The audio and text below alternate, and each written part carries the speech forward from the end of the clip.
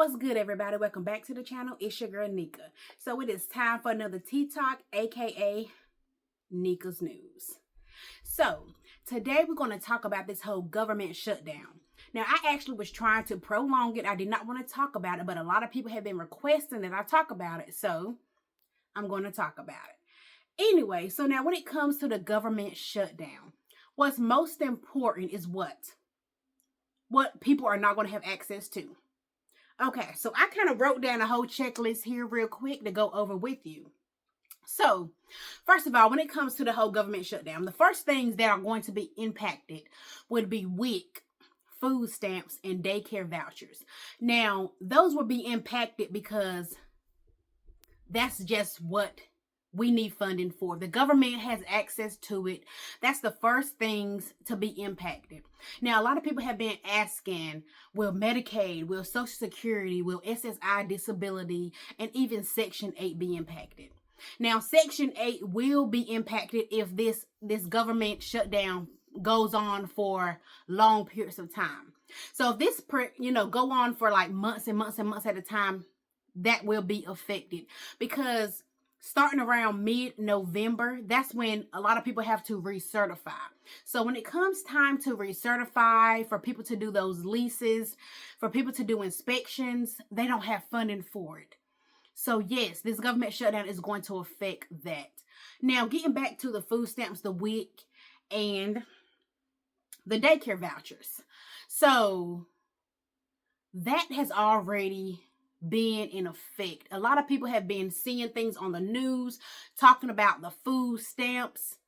Now, yes, they claim for the month of November you will get partial benefits. Some people may not get any benefits. Now, it's been through the whole courts. Judges have put in place things to try to help you get this money back. But of course, the Trump administration was trying to appeal the decision. They wanted to do partial benefits for November. Some people have reported to me that they did receive benefits as of yesterday. Now, I personally do get food stamps as well. I have not received any benefits. And that's why I wanted to talk about this, because I wanted to give actual information from myself, personal information from myself, to say this affects us all. You know, people who do depend on food stamps, this affects us. If you definitely are low income, you do not have any other resources, and they take away your food stamps. Now, for people who are out here abusing the system, I mean, I'm not going to sit here and say everything Donald Trump is doing is wrong. Now, I understand he's trying to save the budgets and everything, but some of the stuff he's kind of doing quickly, not really having anything in like a plan. It's not planned out. It's just, this is how it's going to be. We're going to snatch it away right now. We ain't going to plan this stuff out. We just going to get rid of it. Now, when it comes to food stamps, he just wanted to shut the whole government down. We ain't playing. That's the end of that. And then, of course, he wants to blame everything on the Democrats. First of all, the Democrats decided they did not want to open up the government because they want Donald Trump to get back on board. He wants to use the money for what he wants to use the money for. But they're like, no, look, it's about time we stand up for what's right. And we're going to keep it shut down. If you're not going to fund things, then we're not going to fund you. You know what I mean? So pretty much that's why he keeps blaming the Democrats, because they didn't open the government. First of all, for people abusing the system, that's one thing. But for people who really need it, that's another thing. And like I say, for people who are not going to get benefits, or if they get partial benefits, partial benefits is better than no benefits at all. But like I said before, with this whole government shutdown, food stamps will be impacted. And I personally got an alert from WIC saying, due to the prices of food going up, any type of organic items, you would have to limit. They're not going to pay for you to get all organic things because the prices have gone up. So they are now sending out alerts. Like I said, I personally got an alert. And dealing with the WIC vouchers, the daycare vouchers.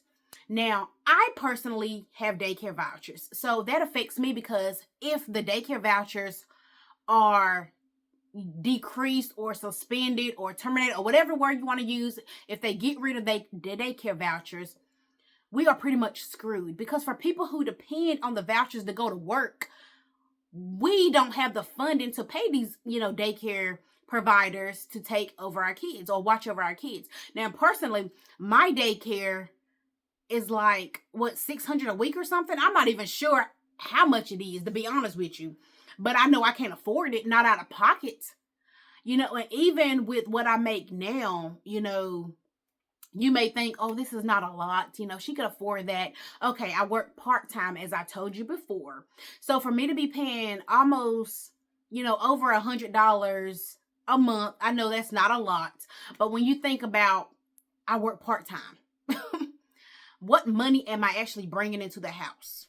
Part-time work, you know, based off my income, and then I have to pay for daycare and then all the other things I have to pay for with a part-time income.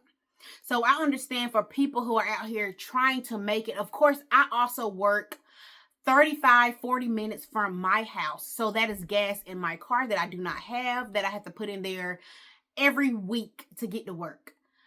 So, I mean, the daycare vouchers definitely help me out a lot with taking my kids to daycare. It even gives me a break when I need to have some alone time. And even with recording for YouTube, like I say, I'm not monetized. I'm not making any money from this. This is just, you know, pretty much a hobby right now, just to kind of get my content out here. But even with doing this, it's hard to record when you have kids screaming in the background, kids crying. They need food. They need this. They need that. Okay, so sometimes you need a break. And when you don't have any family to depend on to help you, you need a break. So the daycare vouchers benefit me a lot, okay?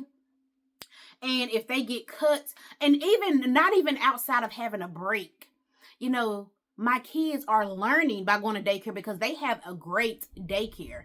And my son is autistic, and he comes home and he's knowing words, he's saying sentences, he's finally speaking.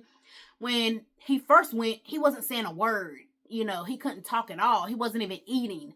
So daycare has helped him out tremendously. And even my daughter, she first went to daycare when she was 4 months old. It has helped her out tremendously. So if they cut all of that and they have to stay home with me, I'm not a teacher. I don't know how to teach you. You know, I could teach you certain things, but you're going to be learning a lot more at daycare versus me. I don't know a curriculum to teach you or how to teach you because I'm not a teacher. Anyway, I said all of that to say this benefits us all, and it hurts us all if they cut off daycare vouchers, if they cut off WIC. Now, I just posted a video on my other page on Neka Bowers. I posted a video of me going shopping with my WIC card. Now, I got over like $150 worth of items using just WIC.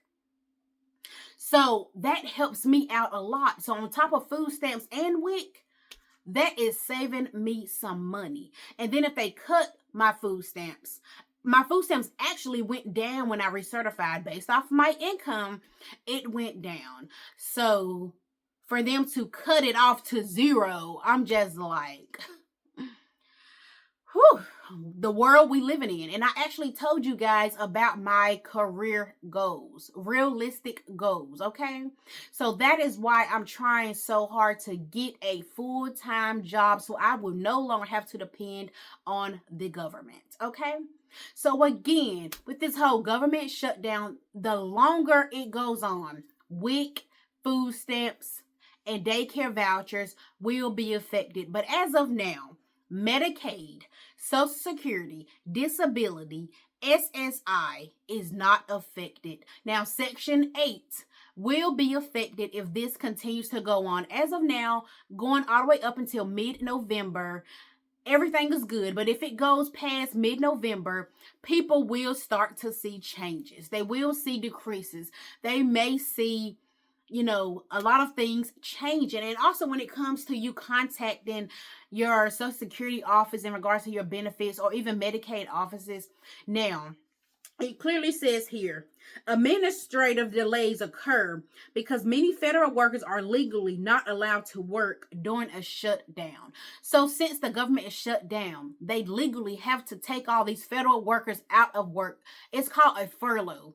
They are being furloughed out of work, not being paid because they're not getting paid, so they legally cannot work. So of course, when you call these offices to get assistance, it's going to take much longer to get the help you need because there's nobody working. So it affects people that way. You know, so this is affecting federal workers not getting any money, not getting paychecks. This affects people who are calling in regards to Social Security, you know, trying to ask about benefits or even just a basic question. They're not getting through to people because there's nobody working. So yes, this affects us all as a whole. But anyway, guys, I'm going to show you a quick video real quick. So just take a look.